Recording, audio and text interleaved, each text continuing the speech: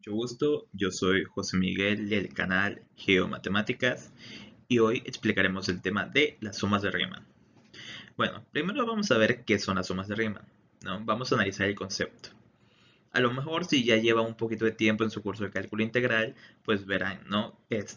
Que la integral definida de a a b de una función f de x respecto a x va a ser igual al límite de cuando n tiene infinito de la sumatoria desde i igual a 1 hasta n de la función evaluada en x sub i multiplicado por delta x.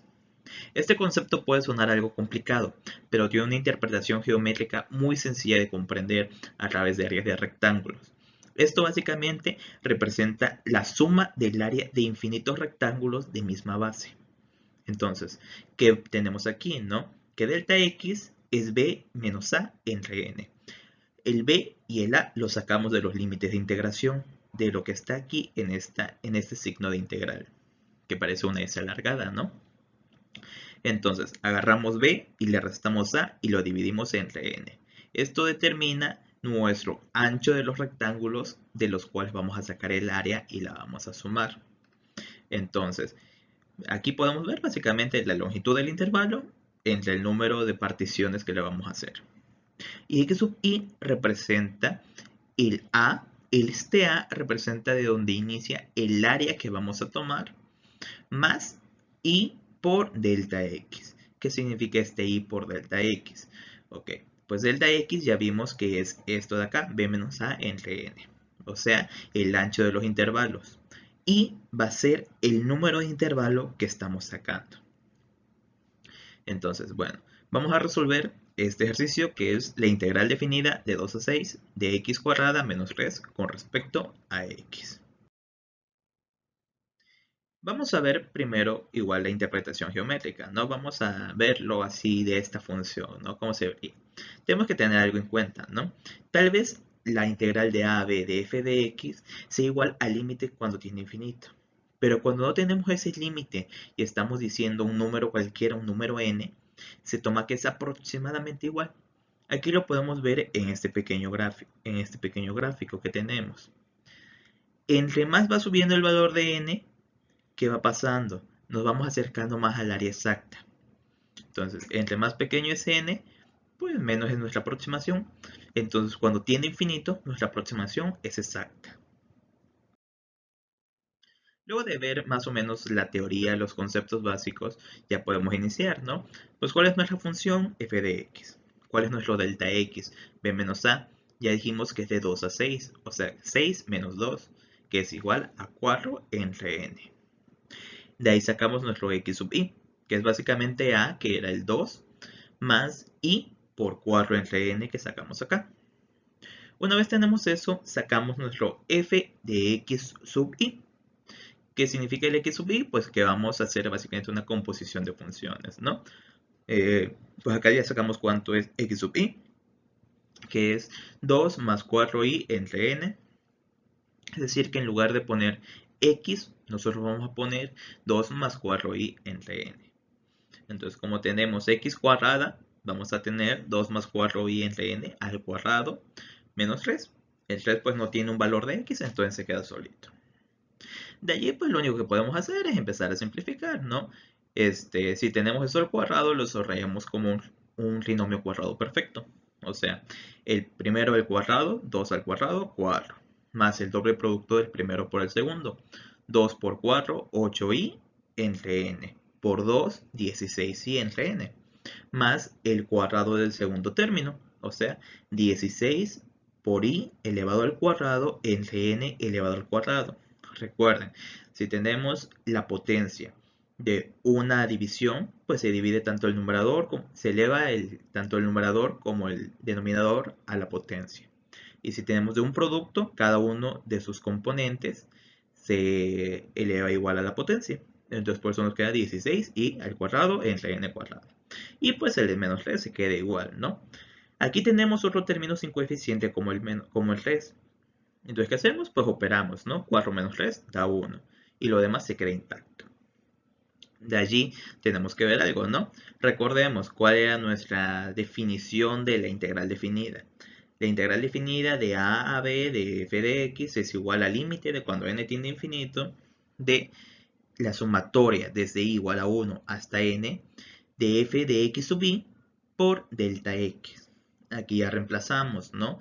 Esto es nuestro f de x sub i y esto es nuestro delta x.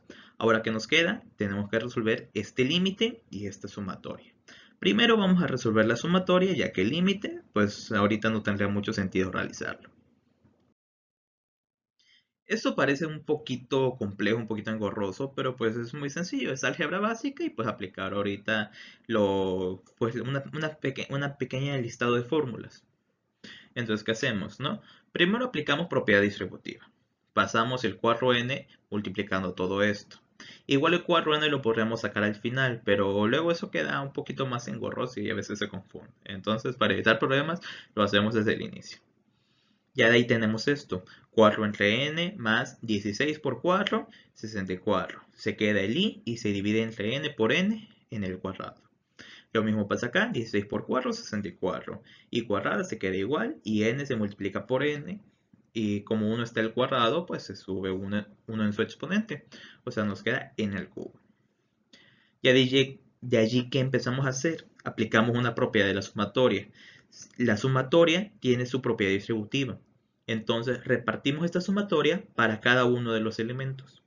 Entonces nos queda la sumatoria desde 1 hasta n de 4 entre n, más la sumatoria desde 1 hasta n de 64 y entre n cuadrado y así, ¿no? Para cada uno de los elementos. De allí que hacemos, ¿no? Pues seguimos únicamente aplicando un par de propiedades de las sumatorias. Aquí tenemos que nuestra sumatoria es respecto a i. N, a pesar de que esté expresado en la sumatoria, actúa únicamente como un acotamiento, un límite, pues, ¿no? Es hasta el valor que vamos a llegar. Entonces, n está actuando como una constante más que como un elemento de la sumatoria misma. Entonces, si tenemos la sumatoria de 4 entre n, pues sacamos el 4 entre n y nos queda mente 1. En el siguiente caso, algo similar, ¿no? El 64 y el n cuadrado actúan como constantes, entonces las podemos sacar y nos queda la sumatoria de 1 hasta n de i. Más, luego sacamos el 64 entre n cúbica y nos queda la sumatoria de 1 a n de i cuadrada. Recordemos las fórmulas, ¿no? La sumatoria de 1 a n de 1 es n. La sumatoria de 1 a n de i es n por n más 1 entre 2, la suma gaussiana. Y acá nos queda la sumatoria de 1 a n de i cuadrada, que es n por n más 1 por 2n más 1, todo eso dividido entre 6. Algunos pues la podrán expresar esta ya como el desarrollo de esto, ¿no? Es muy común encontrarla que sea pues n cuadrada más n multiplicado por 2n más 1 y ya pues se desarrolla la multiplicación de binomios, ¿no? Pero pues, o sea, también así está bien expresarlo y de hecho para más adelante van a ver que nos puede servir mucho más de esta forma. Ahora, veamos, ¿no? Ya tenemos básicamente esto. Esto es lo mismo de acá, ¿no? Nada más reemplazamos y hacemos las multiplicaciones. 4 entre n por n, más 64 entre n cuadrado por esto, más 64 entre n cúbica por todo esto. Y una vez tenemos eso, ¿qué empezamos a hacer, no? Tenemos acá n entre n. El n se elimina, nos queda nada más el 4. Tenemos acá 64 entre n cuadrada por n más 1. Podemos eliminar un n y nos queda nada más 32, porque el 64 se divide por el 2 de acá. 32 por n más 1 entre n. Más, acá hacemos lo mismo, dividimos entre 2. 32 entre 3 multiplicado por, tenemos n aquí al cubo multiplicado por n más 1 por 2n más 1. Únicamente podemos eliminar con este n de acá, el que estoy señalando, y pues nos queda dividido entre n cuadrada y se elimina este n. De allí pasamos a lo siguiente, ¿no? Ya que tenemos eso, pues vemos nuestra expresión, ¿no? Acá lo que nos es más factible es separar esto como un producto, ¿no? Eso es básicamente lo que teníamos antes. N por n más 1 por 2n más 1. Pero aquí lo estamos separando de esta forma. Bueno, como todo eso estaba dividido entre n cuadrada, pues repartimos el n por el n a cada uno de los factores, ¿no? O sea, cuando resolvamos esto, pues básicamente lo mismo que antes. N más 1 por 2n más 1 entre n cuadrada. Pero lo repartimos así para que vean ahorita lo que va a pasar. Tenemos el límite. El límite también tiene su propia distributiva. Entonces, aplicamos el límite a cada uno de los elementos que tenemos, quedándonos el límite de cuando n tiende a infinito de 4, más el límite de cuando n tiende a infinito de 32 por n más 1 entre n, más el límite de cuando n tiende a infinito de 32 tercios multiplicado por todo esto, ¿no? N más 1 entre n por 2n más 1 entre n. De aquí, ¿qué hacemos? ¿No? El límite de cuando n tiene infinito de 4, pues es el mismo 4, ¿no? No hay n en esta expresión. Entonces lo dejamos así tal cual, 4. Más 32. El 32 lo sacamos las constantes. En este caso sacamos 32 y acá sacamos 32 tercios. Pero aquí, ¿qué vamos a hacer? Para eso que teníamos acá, tenemos también una propiedad para cuando hay un producto. Se dice que se puede tener el límite de cada uno de estos factores, o sea, de n más 1 entre n, y el límite de 2n más 1 entre n, distribuido si ambos existen, ¿no? Entonces, para darle solución al problema más rápido, pues vamos a suponer que ya existen, ¿no? No lo vamos a ni siquiera tratar de mostrar, ni nada, ni nada así por el estilo. Nos queda 32 tercios por el límite de cuando n tiene infinito de n más 1 entre n, por el límite cuando n tiene infinito de 2n más 1 entre n.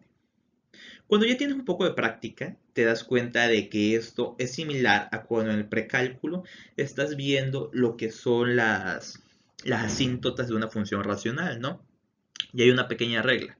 Si son del mismo grado, tanto el numerador como el denominador, únicamente se toman los coeficientes de nuestra variable con mayor exponente.